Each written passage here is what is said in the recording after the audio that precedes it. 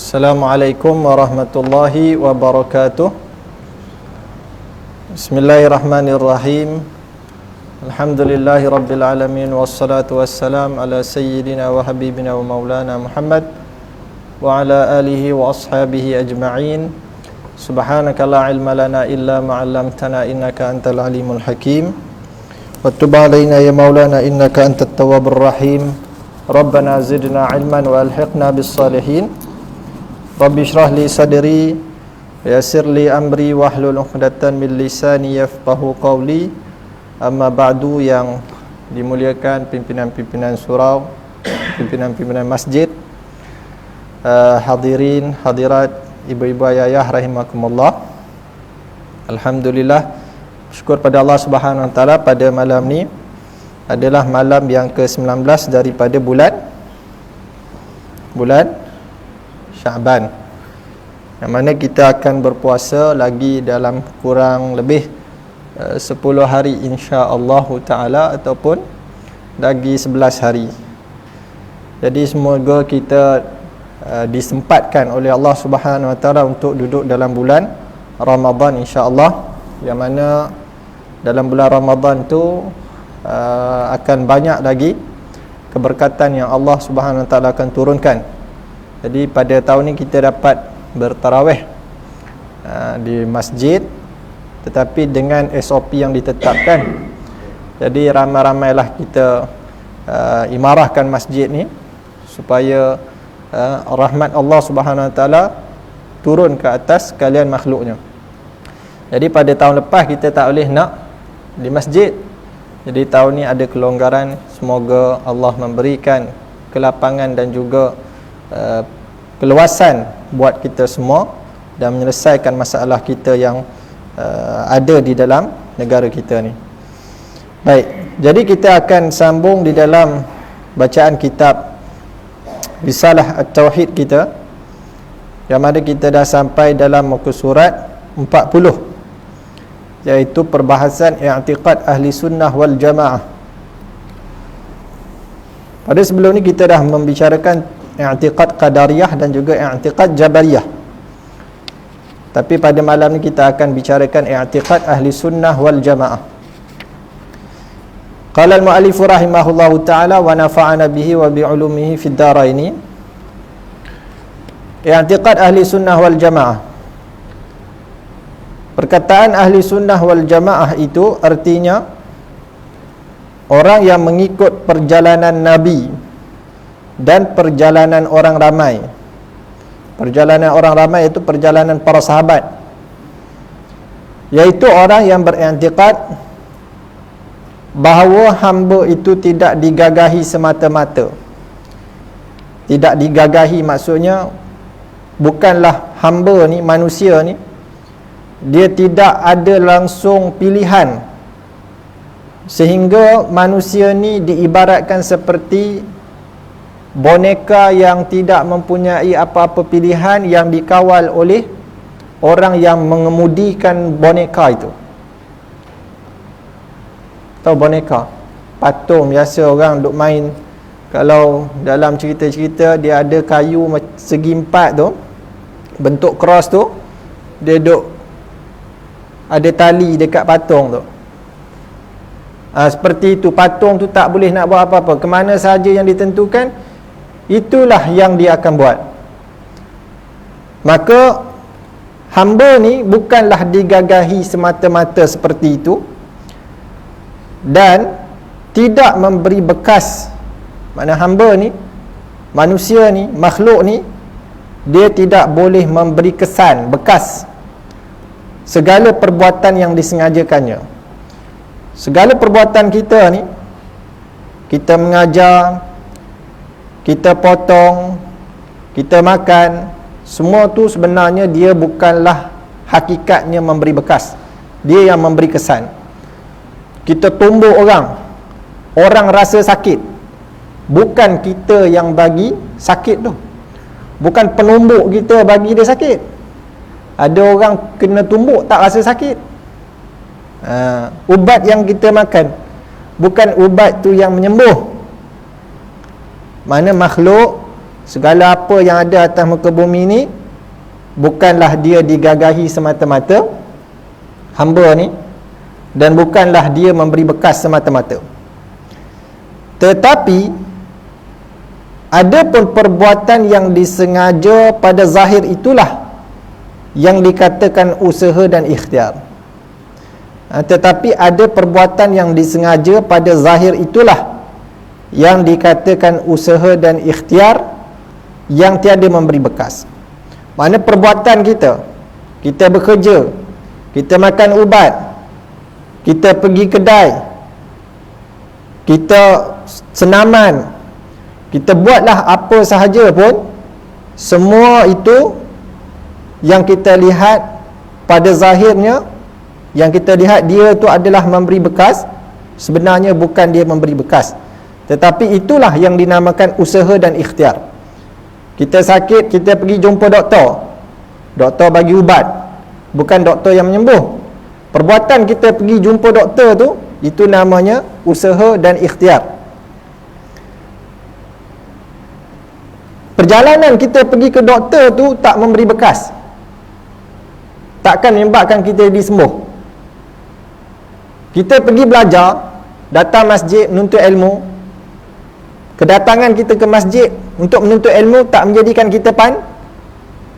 kita pandai. Kita hantar anak kita pergi sekolah mahal lah, international school. Anak kita tu, kalau kita hantar sekolah macam tu, bukan sekolah tu yang bagi pandai. Tak semestinya kita hantar sekolah mahal dia akan keluar jadi pandai. Mana usaha kita semua ni pada hakikatnya dia tak memberi bekas, dia tak memberi kesan, tak ada apa-apa. Padahal hakikatnya sengaja hamba itu pun daripada Allah Ta'ala. Manusia ni buat apa sahaja pun hakikatnya itu datang daripada Allah. Kita buat ni, kita pergi ke masjid, kita sakit, kita pergi jumpa doktor. Perbuatan kita pergi jumpa doktor tu, kita pergi masjid tu, hakikatnya datang daripada Allah. Maksudnya Allah yang createkan, Allah yang buat, Allah yang jadikan. Baik, pada zahirnya kita ada usaha dan ikhtiar. Ya, usaha dan ikhtiar itu kita ada. Siapa boleh nafikan dia tidak ada pilihan? Dekat sini, siapa nak nafikan saya tak ada pilihan ustaz? Semua ni Allah yang tentukan. Siapa berani angkat tangan dia nak menafikan benda tu? Dia tak ada pilihan. Tak ada. Kita ada pilihan. Kita ada usaha kita. Kita sakit, kita makan ubat. Kita nak pandai, kita pergi belajar. Macam-macam kita buat usaha. Kita nak kaya, kita bekerja. Kita nak pandai, kita pergi belajar kan. Apa sahaja di atas dunia ni dia ada sebab. Sebab yang kita buat tu adalah milik Allah Subhanahu Wa Taala, Allah yang buat. Sehingga kan kita nak pergi berjalan tu pun hakikatnya Allah yang bagi jalan. Faham? Mana hamba ni dia tak ada, apa orang panggil, dia tidak ada sesuatu yang boleh memberi kesan. Dan bukanlah dia ni semata-mata digagahi. Macam bulu yang berterbangan, dia tak ada pilihan langsung. Bukan macam tu. Ini i'tiqad ahli sunnah. Kita kata kita ada pilihan, tetapi hakikat pilihan kita tu adalah pilihan Allah. Macam tu. Yang sebelum ni kita belajar Qadariyah. Qadariyah ni dia melampau-lampau. Dia kata manusia lah yang menjadikan segala perbuatan dia. Kehendak dia, dia boleh buat apa sahaja. Dialah yang mencipta segala-galanya, bukan Allah yang mencipta dengan kekuatan yang Allah bagi pada dia. Yang ni pegangan pemahaman macam ni, dia dah terlampau keras, berdenting-denting orang bagi. Dah terlampau ke kiri sangat. Yang Jabariyah pula yang kita belajar pada bulan lepas, pahaman dia kata manusia ni, hamba ni tak ada pilihan.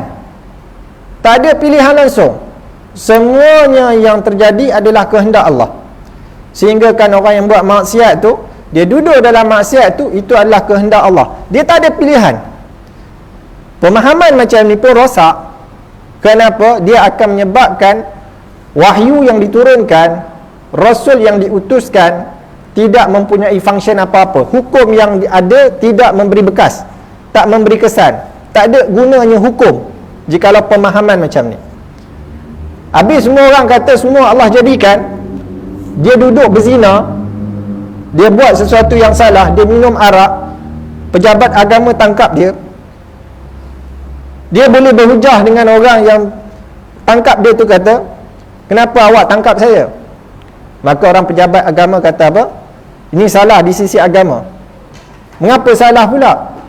Kepahaman saya, kepercayaan saya bahawasanya segala perbuatan ni Allah yang buat. Kita ni tak ada apa-apa pilihan. Allah yang ciptakan segala-galanya. Jadi saya minum arak ni pun adalah ketentuan Allah. Jadi Allah yang nakkan saya minum arak. Jadi hukum minum arak dalam Al-Quran macam mana? Tak boleh pakai lah. Kalau orang berzina, saat berzina dia kena tangkap. Kenapa berzina? Allah tentukan aku berzina.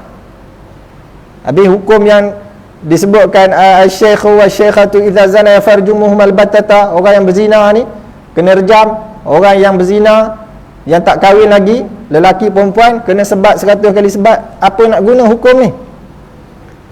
Jadi tak guna hukum tu jikalau kepercayaan seperti ini, tak ada function.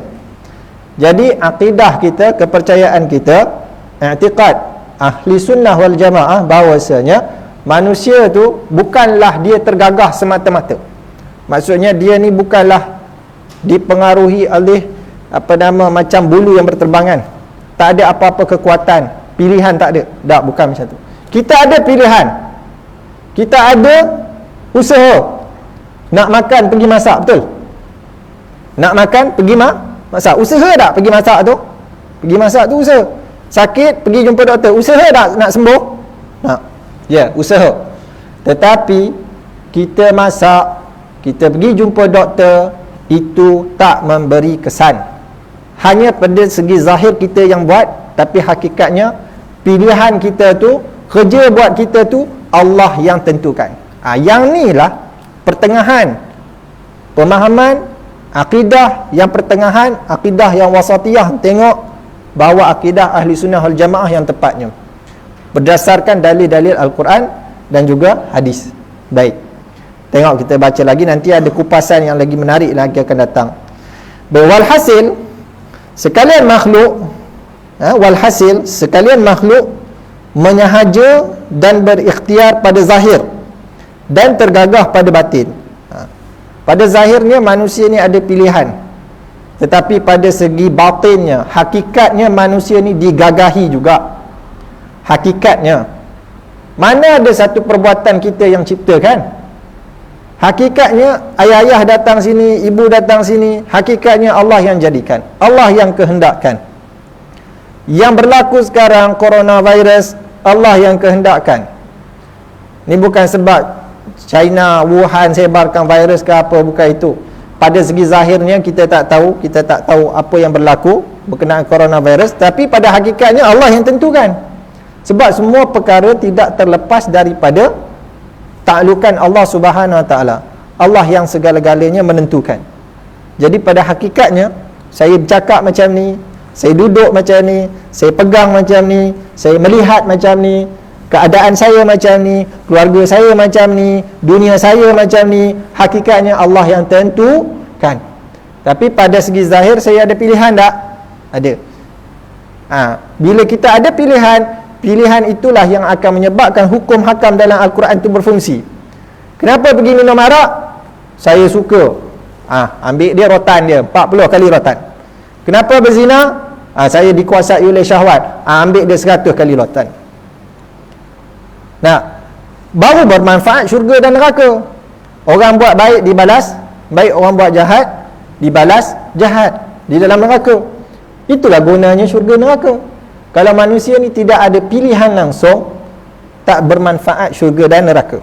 Tetapi pilihan kita, kerja buat kita, semuanya adalah ketentuan Allah. Sebab tu bila kita baca dalam hadis, kita lihat bahawasanya apabila kita duduk dalam rahim ibu kita sewaktu umurnya 4 bulan 120 hari, Allah perintahkan malaikat untuk pergi ke janin yang ada dalam perut ibu kita ni, ditiupkan roh dan ditentukan segala kebaikannya, iaitu rezekinya, ajalnya, adakah dia ni ahli syurga ataupun ahli neraka, semua dah ditentukan. Nah, cuma kita duduk di atas dunia ni melakukan apa yang dah ditentukan. Pada hakikat, pada zahir kita buat, kita ada pilihan. Pilihan kita tu adalah pilihan Allah. Yang ni nak kena bagi faham sungguh-sungguh. Nak kena faham sungguh-sungguh. Sebab apa? Kalau tak, dia akan jadi fahaman dia sesat kepada Jabariyah. Kenapa tak pergi meniaga Tok Mat? Macam mana Allah dah tentukan aku hidup macam ni, buat apa nak meniaga dah? Kalau Allah dah tentukan aku macam ni, duduk sajalah, tak payah nak meniaga dah. Aku susah pun Allah tentukan. Boleh ke cakap macam ni? Pada segi zahirnya kita dengar dia cakap ni macam fahaman Jabariyah. Mengapa tak cari rezeki? Kalau Allah ni nak bagi rezeki, dia bagi rezeki juga. Dah memang ketentuan Allah, aku rezekinya macam ni. Boleh ke cakap macam tu? Dah. Mengapa tak naik haji? Allah dah tentukan aku tak pergi lagi. Mana nak pergi hajinya? Engkau duduk je saja, duduk atas kursi malas cari duit, tak nak keluar, tak nak. Mana Allah nak bagi engkau pergi haji? Kenapa engkau ni masih duduk dalam keadaan lemah je? Allah dah tentukan aku lemah. Dan engkau tak nak pergi cari ubat. Pergilah keluar, pergi berubat. Bila berubat tu bukan tentu boleh jadi baik. Allah yang bagi baik. Tu orang panggil usaha dan ikhtiar. Nak pandai cari ilmu, nak duit banyak pergi kerja. Nak jadi itu semua adalah sebab kita hidup atas dunia ni bersebab. Memang hakikatnya ketentuannya Allah yang tentu. Belum tentu orang yang pergi berubat tu dia sembuh. Belum tentu orang pergi mengaji ilmu dia pandai. Kalau orang wajib mengaji ilmu dia pandai, tak adalah orang yang nak mengajar. Dan tak ada murid. Dah. Sebab ada murid lah orang belajar tak pandai-pandai. Kalau belajar semua jadi pandai, siapa nak jadi murid? Baik, faham dah kan? Jadi fahaman ni kita kena faham sungguh-sungguh. Maka nyatalah ada. Maka ikhtiar dan usaha hamba itulah tempat pergantungan taklif, iaitu hukum ke atasnya dengan suruh dan tegah. Dan itulah sebab bagi pahala dan seksa. Maka sebab ada usaha dan ikhtiar ni lah boleh berlakunya pahala dan dosa, pahala dan seksa, nikmat dan azab. Sebabkan ada pilihan daripada hamba. Dan saya tanya pula, pilihan tu sebenarnya hakikat daripada siapa? Saya tanya ayah-ayah lah. Hakikatnya pilihan yang kita buat tu hakikatnya datang daripada siapa? Pada siapa? Pada diri kita sendiri, pada Allah Subhanahu Wa Taala. Tu ramai orang dia terlajak tang sini, dia terlepas bas ataupun dia terlajak traffic light. Orang suruh berhenti tang merah, dia berhenti, dia lajak itu yang dia ke depan tu, dia jadi macam ni. Ramai orang fahaman dia salah macam tu, ataupun dia terlajak. Kita punya keadaan sekarang ni Allah yang tentukan pada segi hakikat. Ayah sakit, ayah miskin, ayah umur sekian, duduk dalam keadaan macam ni, keluarga macam ni, segala yang berlaku di dalam kehidupan kita ni tak lepas daripada urus takdir Allah Subhanahu Wa Taala. Sebab apa? Dalilnya Allah kata, wallahu khalaqakum wa ma ta'malun. Allah yang jadikan kamu dan apa yang kamu buat. Yang kita buat ni siapa jadikan? Allah. Jadi bila Allah jadikan segala perbuatan kita, maka kita tak boleh kata perbuatan yang kita buat ni adalah kita yang buat. Tak boleh pada hakikat. Tapi pada zahirnya kita nampak kita buat, betul tak? Siapa angkat ni? Siapa angkat telefon ni? Saya angkat telefon. Pada zahir siapa nampak? Siapa nampak saya buat? Ayah semua nampak kan? Saya angkat telefon. Baik, siapa yang angkat? Saya. Hakikat siapa yang mengangkatkan dia? Hakikat siapa yang mengangkatkan ni? Allah. Mana hakikatnya Allah mengangkat? Iyalah Allah bagi saya peluang untuk mengangkat. Kalau izinnya tak diangkatkan, dia tak bagi saya angkat, saya pun tak boleh angkat. Buktinya mana? Buktinya contoh orang lumpuh, orang stroke, sebelah tangan, sebelah badan. Baik, pada segi zahir kalau dia sihat, kita nampak dia angkat kan. Tapi mari time sakit, sebelah tangan dia tak boleh angkat, lumpuh, stroke, waliyahzubillah. Jadi mana kata diri dia yang mengangkat? Sebabkan Allah izinkan dia sakit, sebelah badan dia stroke, jadi dia tak boleh angkat tangan dia. Waktu sihat memang kita nampak dia boleh angkat. Mari time sakit, nah, siapa yang jadikan sakit? Allah. Jadi time sihat ke time sakit ke, boleh angkat ke tak boleh angkat, itu semua perbuatan Allah. Pada zahir kita nampak kita buat. Itu masalahnya yang kita nak bincangkan dalam i'tiqad ahli sunnah wal jamaah. Pada zahir kita nampak kita buat, ada usaha dan ikhtiar. Usaha dan ikhtiar kita tu pula adalah ketentuan Allah Subhanahu wa taala. Baik, maka nyatalah i'tiqad ahli sunnah wal jamaah, i'tiqad pertengahan atau kepercayaan yang sederhana. Kerana i'tiqad Jabariyah dan Qadariyah semuanya melebih-lebih sangat, maka dihukumkan i'tiqad ahli sunnah wal jamaah dengan sebenar-benar dan pertengahan. Mana i'tiqad yang paling benar sekali adalah i'tiqad ahli sunnah wal jamaah, kerana ia mengadakan perkara yang ada dan meniadakan perkara yang tiada. Baik, berkata ahli sunnah, pada hamba itu ada usaha, kerana sebenarnya ada usaha pada hamba. Nampak? Ahli sunnah kata apa? Pada hamba tu ada usaha. Ada usaha. Usaha contoh, lapar, ibu buat apa? Kalau ibu lapar, ibu buat apa? Pergi masak, kalau reti masak. Kalau orang ada duit, dia tak reti masak, dia buat apa? Pergi kedai. Pergi kedai, dia order apa? Nasi. Ada usaha nak hilangkan kelaparan, betul tak? Mana hamba ni pada zahir memang ada usaha. Kita tengok sendiri, ni ayah-ayah datang sini berusaha datang, siap-siap daripada maghrib tadi, pakai baju cantik-cantik, mandi sebelum tu, datang naik motor, naik kereta, tekan minyak, berhenti dekat traffic light, tengok kiri kanan, nak sampai boleh ke sini. Semua ada usaha. Pada zahir memang ada. Dan mereka itu ahli sunnah menidakkan hamba itu tergagah semata-mata. Ahli sunnah ni dia menidakkan, maksudnya dia menafikan manusia ni tergagah, tak ada pilihan langsung, dia nafikan, tak ada. Kerana sebenarnya jua hamba itu tidak tergagah semata-mata. Maknanya dia bukan tergagah, tapi dia ada pilihan. Dan sebab dihukumkan i'tiqad ahli sunnah itu pertengahan, kerana ia tidak sangat kendur berjela-jela seperti Jabariyah, dan tidak tegang berdenting-denting seperti Qadariyah, maka yang sebaik-baik perkara itu ialah pertengahan. Bagaimana tersebut di dalam hadis, khairul umur awsatuha, sebaik-baik perkara yang pertengahan sahaja. Mana sebaik-baik perkara itu adalah perkara yang pertengahan. Kadang-kadang kita buat perkara ni, kita lebih-lebihkan satu perkara, dia jadi mudarat.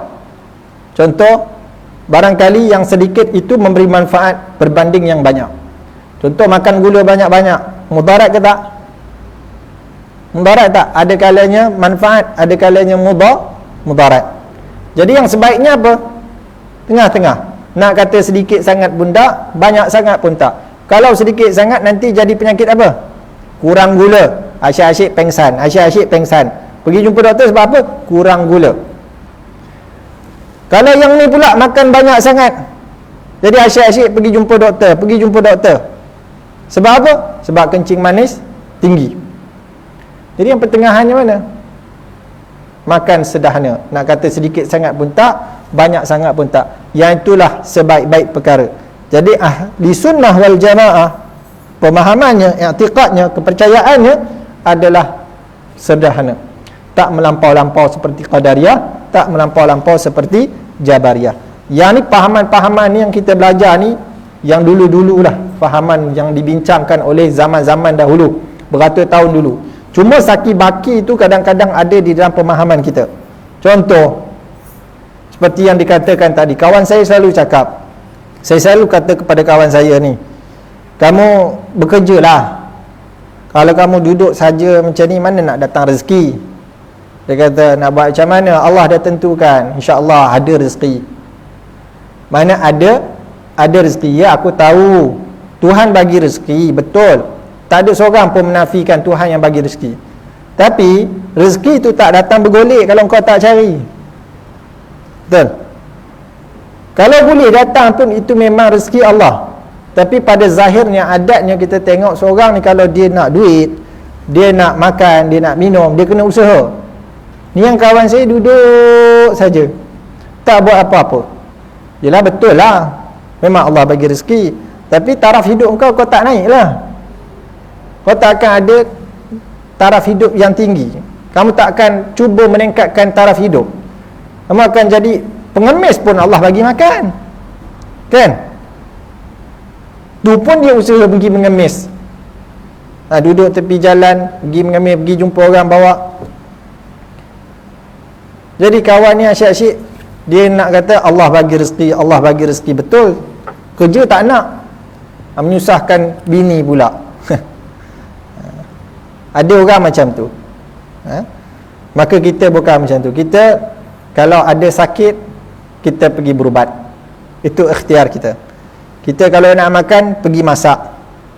Kalau dahaga, minum air. Kalau tak ada ilmu, pergi menuntut. Sebab-sebab tu kita tak boleh lepas. Dalam kehidupan ni memang Allah jadikan sebab. Sebab malam apa? Hilang matahari, hilang cahaya matahari. Sebab siang apa? Adanya matahari. So manusia ni tak lari daripada sebab. Jadi kita jangan menafikan kita ni tidak ada usaha.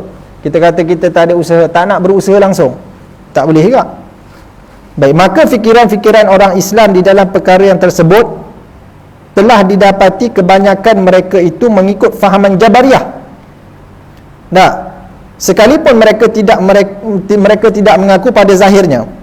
Mereka tak mengaku. Kalau tanya, kamu ni Jabariyah ni, pahaman Jabariyah, dia kata tak mengaku. Macam Wahabi lah, kamu ni Wahabi ni, aku kan Wahabi. Dia menapi kan, padahal dia Wahabi sama tu. Nah, fahaman tu yang menunjukkan, fahaman tu merujuk kepada fahaman yang tidak berapa tepat di dalam agama. Tetapi gerak-geri dan tutur katanya menunjukkan demikian itu, menunjukkan kepada mereka ni berfahaman dengan fahaman Jabariyah. Baik, dalil bagi menguatkan kenyataan ini ialah diambil daripada percakapan orang-orang Islam tatkala ditanya seseorang, kenapa awak tak naik haji? Dijawabnya, belum ada seru. Nah, dia kata belum ada seru. Mana nak naik hajinya? Engkau pun tak pergi cari duit, nak simpan duit. Tu tabung haji dah ada dah. Ada duit ke tak ada dalam tabung haji tu? Ada tak ada dalam simpanan tabung haji? Ada tak ada? Saya dah daftar tabung haji 2080. Tak tahu hidup ke tak. 2080 dia 2060 macam tu. Macam mati dulu baru nak naik haji apa. Pakat nak beranak lah buat badal haji. Kalau dan sempat. Tambah yang baru-baru ni, kalau pergi daftar pakat 2100 je. 2100 mati dulu. Nah, kenapa awak tak naik haji? Dijawabnya belum ada seru. Kalau ditanya apa sebab si fulan itu bercerai, maka dijawabnya sudah takdir. Nah, orang tanya sebab, dia kata sudah takdir. Mana manusia ni seolah-olah Allah sahaja yang tentukan, apa orang panggil, segala-galanya. Buruk semuanya Allah. Bercerai ni buruk pun Allah. Orang zina pun Allah. Ya, pada hakikatnya betul macam tu, tapi kena tengok sebab. Mengapa dia bercerai? Atas suami pemalas, kerja tak nak, duduk je rumah, bini yang menyara, selalu pukul-pukul, selalu cakap kasar-kasar. Mana tak bercerai? Sebab-sebab tu kena pandang. Sebab manusia ada pilihan. Jadi kalau rumah tangga nak bahagia macam mana? Duduk rumah. Kena bahagia macam mana? Hormat menghormati. Allah sebut wa'ashiru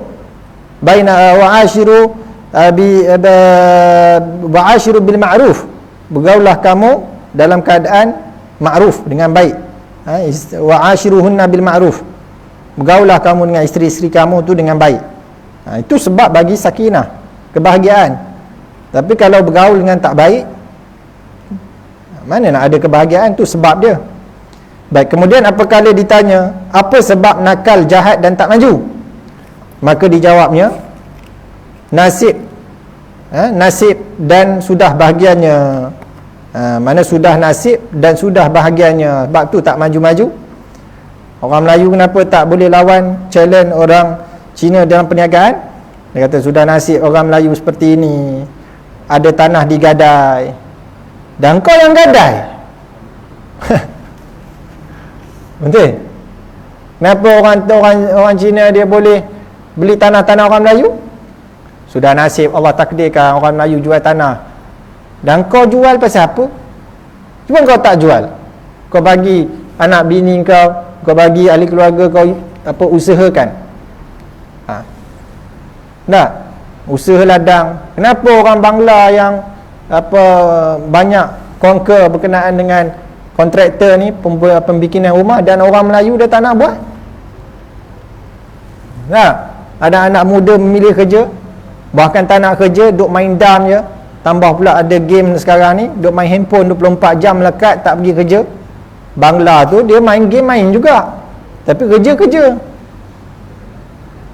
Sapu sampah pun dia buat. Ni orang Melayu sebahagiannya anak muda suruh pergi kerja dekat Shell, malu. Walhal dia boleh je kerja sementara nak pergi sambung belajar, tapi tak nak buat kerja. Demand. Kalau ada ijazah tu nak kena ada gaji yang mahal-mahal. Zaman sekarang orang tak ada pilih kerja tau. Tak? Asal ada kerja, boleh dapat wang, jalan. Jangan tunggu nak bagi orang nak bagi gaji tinggi. Sekarang ni graduan dah berapa banyak menganggur. Pergilah buat benda-benda yang lain. Kalau nak tunggu nak jadi manager sampai bila? Buat je usaha. Kenapa tak maju? Sebab kita sendiri yang tak nak majukan diri kita. Kenapa tak pandai? Sebab kita tak nak berusaha jadi pandai. Pada hakikatnya siapa yang jadikan macam tu? Allah. Tapi kita ada usaha. Kita belajar. Kita tahu kita tak pandai, kita pergi belajar. Tapi yang nak bagi pandai tu siapa? Allah. Kita tahu kita lemah, kita tak ada, kekurangan duit, kita pergi cari kerja, kita buat itu, kita buat ini, kita berniaga. Tapi nak jadikan kaya tu siapa? Allah. Ramai saja orang berniaga tapi tak kaya-kaya. Tapi ada je orang berniaga sekejap jadi kaya. Ini urusan Allah Subhanahu Wa Ta'ala yang telah ditentukan sejak kita umur 4 bulan di dalam perut ibu kita. Allah dah tentukan takdir. Tapi jangan berpegang pada takdir saja tanpa ada usaha. Nanti jadi Jabariyah.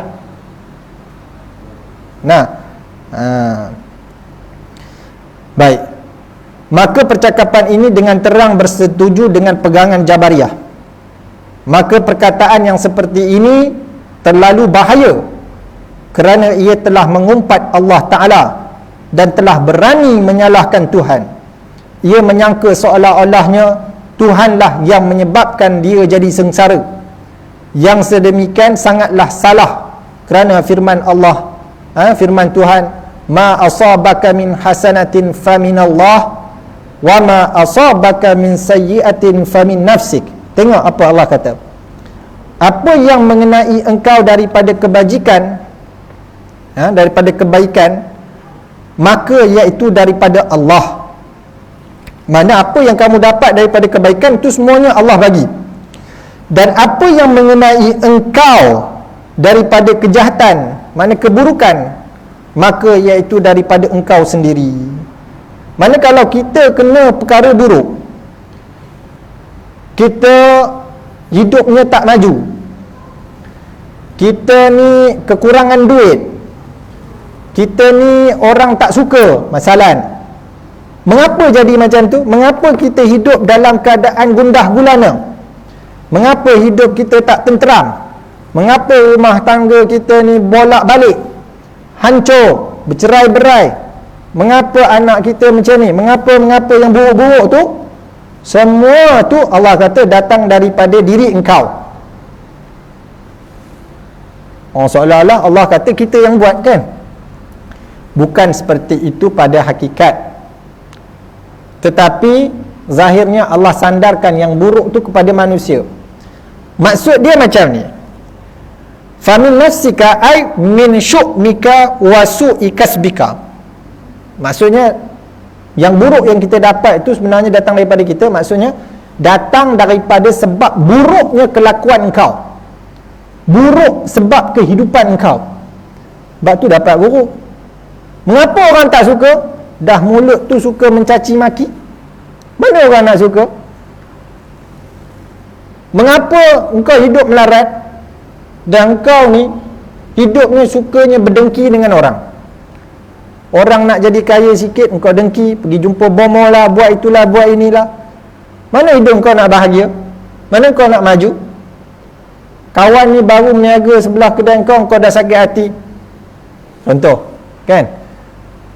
Kau kata dia akan menghalang rezeki kau pun pergilah serang dia dan sebagainya, sampai orang tak suka kau. Jadi macam tu. Mana apa yang kita buat daripada keburukan, semua tu keburukan tu menjadi sebab kita dapat buruk. Tapi pada hakikatnya Allah Subhanahu Wa Taala yang buat. Sebab itulah dalam tafsiran dia kata apa? Ay min syu'mika wa su'i kasbika. Fa nisbatu dzalika ila nafsi majazun bi'tibari su'il kasbi wa syu'mi min isnadi syai' li sababihi. Maknanya apa yang kita buat daripada keburukan itulah sebab dapat keburukan bagi diri kita. Contoh, kenapa dapat kencing manis? Nak tanya? Sebab banyak makan gula. Itu antara sebab. Boleh kencing manis sebab makan gula. Mengapa boleh sakit jantung? Sebab makan sup daging banyak sangat. Pagi sup daging, malam sup daging, hari-hari sup daging, cukup sebulan sakit jantung, IJN. Maknanya Allah sandarkan perbuatan buruk tu kepada diri kita adalah sebagai satu majaz, yang mana dengan iktibar buruknya usaha kita itulah menyebabkan kita jadi buruk, kita jadi sengsara. Tapi hakikatnya Allah Subhanahu Wa Taala yang buat. Sebab apa Allah sebut dalam Al-Quran ayat yang lain, qul kullun min indillah, katakanlah semua yang terjadi ni adalah datang daripada Allah. Itu hakikat. Tapi pada segi zahirnya kita lihat usaha kita lah yang akan menyebabkan kita jadi buruk. Tapi pada hakikat siapa yang jadikan buruk? Allah Subhanahu Wa Taala. Mana Al-Quran ni kalau kita baca pada satu ayat, nampak manusialah yang menentukan keburukan. Tetapi pada satu ayat Allah kata Allah Subhanahu Wa Taala lah yang tentukan segala-galanya. Maka kita nak padukan macam mana? Sebab tu kena gunanya ahli tafsir, ahli pakar dalam ilmu nak menentukan siapa yang hakikat yang menentukan. Baik, pada ayat tadi, pada zahir yang kita baca awal tadi, iaitu wama asabaka min sayyatin famin nafsik, apa yang kena pada diri engkau daripada suatu yang buruk itu datang daripada diri engkau. Mana seolah-olah kita yang buat buruk. Sebenarnya ayat itu nak menunjukkan bahawa sebab buruk tu adalah usaha kita. Usaha kita lah sebab datangnya Allah bagi buruk. Contoh, kaum Nabi Lut, mengapa dia dibinasakan? Sebab kelakuan mereka melakukan hubungan seksual sesama jenis, maka Allah timpakan keburukan. Jadi segala-galanya hakikat datang daripada Allah Subhanahu Wa Taala. Baik. Sebab tu dalam satu ayat yang lain Allah kata aina ma takunu yudrikkumul mautu. Di mana saja kamu berada, maut akan datang menjemput kamu. Walau kuntum fi burujin musyayyadah, sekalipun kamu berada di dalam satu tempat yang kukuh. Wa in tusibuhum hasanatun, jikalau mengenai mereka satu kebaikan, yaqulu hadhihi min indillah, mereka akan kata ini datang daripada Allah. Wa in tusibuhum sayyi'atun, Dan apabila keburukan menimpa mereka, yaqulu, mereka akan berkata, hadhihi min indik, ini datang daripada diri engkau. Qul, katakanlah, kullun min indillah, katakanlah semuanya datang daripada Allah. Fama lihaula ila yafqahuna haditha, mereka ni jarang, mereka ni la yafqahuna haditha, mengapa mereka ni tidak memahami hadis, percakapan. Maknanya ada sebahagian orang apabila dia ditimpa kebaikan, dia kata apa? Ini datang daripada Allah. Mari saja perkara buruk menimpa dia, dia kata ini datang daripada engkau. Maknanya katakanlah semuanya datang daripada Allah. Cumanya sebab boleh jadi berlaku buruk ni, mengapa Allah jadikan kehidupan ni buruk? Disebabkan sebab usaha seseorang. Sebab usaha seseorang ni lah Allah menjadikan seorang tu buruk. Pada hakikatnya semua Allah buat. Jadi ini nak menyatakan i'tiqad ahli sunnah wal jamaah, bahawasanya kita ni ada ikhtiar, pilihan, tetapi pilihan kita tu sebenarnya hakikat adalah pilihan Allah Subhanahu wa taala. Jadi bila kita ada pilihan, tentukanlah kita nak jalan mana, sama ada jalan kebaikan ataupun jalan keburukan. Akhir hidup kita, kita nak jalan macam mana?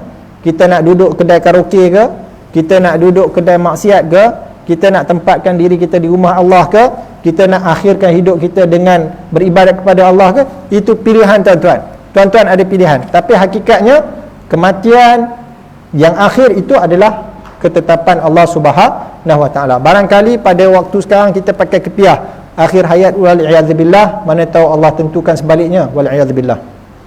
Barangkali kita tengok orang yang di luar sana melakukan maksiat, pada akhir umur dia bertaubat kepada Allah Subhanahu wa taala dengan taubat nasuha, Allah terima taubat dia, dia mati dalam Islam dan dia dimasukkan dalam syurga. Siapa tahu? Kan? Jadi pengakhiran ni kita tak tahu. Tapi sebelum pengakhiran tu kita nak pilih jalan mana? Ada pilihan tak ada? Ada. Pilihlah.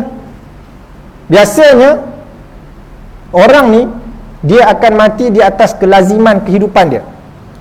Lazim kehidupan dia buat apa? Kalau lazim kehidupan dia ni main motor, dia mati atas motor. Kalau kelaziman hidup dia ni merempit, akhir umur dia mati dalam keadaan merempit. Kalau seorang ni kelaziman hidup dia datang masjid, kebiasaan matinya pun di masjid. Dia mati dalam ibadat lah maksudnya, dalam keadaan husnul khatimah. Tapi kalau seorang ni, kalau kehidupan dia daripada muda, kebiasaannya penari, penyanyi, maka dah tua pun kira nak menyanyi dan nak menari je, maka dia mati pun dalam keadaan dia nak menyanyi dan menari. Jadi pilihan di atas tangan kita, tapi pilihan kita tu adalah ketentuan Allah. Jadi pahaman ni kita kena pegang sungguh-sungguh. Jadi insya-Allah pada lagi akan datang, pengajian akan datang, kita akan bincang bab al-iradah. Barulah masuk bab iradah, iaitu berkehendak. Wallahu a'lam bissawab wa ilaihil marji'u wal ma'ab. Bismillahirrahmanirrahim. Alhamdulillahirabbil alamin wassalatu wassalam ala sayyidina Muhammad wa ala alihi washabihi ajmain. Allahumma ja'al khaira umurina akhirah wa khaira amalina khatimah wa khaira yamina yawman nalqaka ya rabbal alamin. Allahumma arinal haqqa haqqan warzuqna ittiba'ahu wa arinal batila batila warzuqna ijtinabah. Rabbana atina fid dunya hasanah wa fil akhirati hasanah wa qina adzaban nar. Sallallahu alaihi wasallam Muhammad wa ala alihi washabihi wasallam. Alhamdulillahirabbil alamin. Taqabbalallahu minkum.